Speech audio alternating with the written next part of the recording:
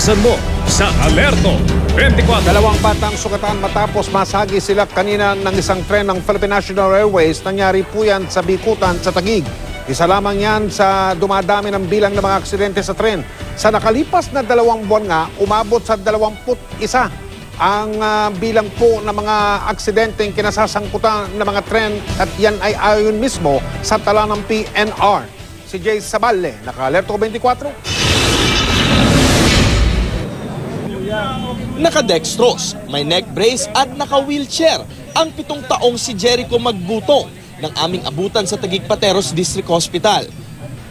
Ang kapwa 7 taong gulang na pinsan na si Ira May Magbutong, iniinda naman ang sakit ng likuran.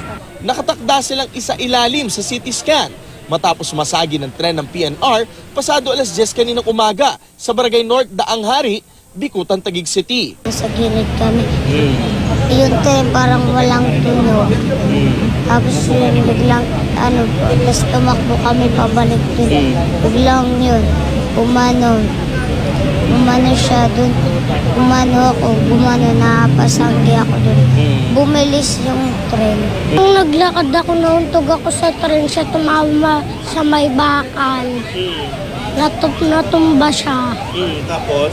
Hindi nakagalaw pa siya, tapos sinakay siya sa may tren. Galing sa paglalaro sa computer shop ang magpinsan. Di kalayuan sa kanilang bahay.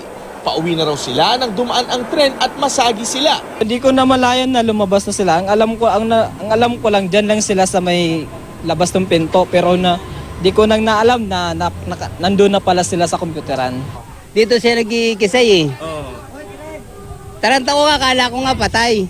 Nagsasagawa naman ngayon ng sariling investigasyon ng pamunuan ng Philippine National Railways. Aminado ang PNR na madalas nilang problemahin ng mga taong nagdaraan o di kaya batang naglalaro sa kanilang riles. Marami na raw residenteng pinaalis sa tabi ng riles. Ang iba, nagsisibalikan pa rin. Officially rin kasi talaga, ang PNR may right of way dun sa mga tracks sa train. For humanitarian reasons, siyempre, naman tayo, tumutupad din tayo sa continue. Kaya lagi raw pinapaalala ng PNR sa mga residente, lalo ngayong bakasyon, mapanganib ang pamamalagi sa riles ng tren. Jay Saballe, nakatutok 24 oras.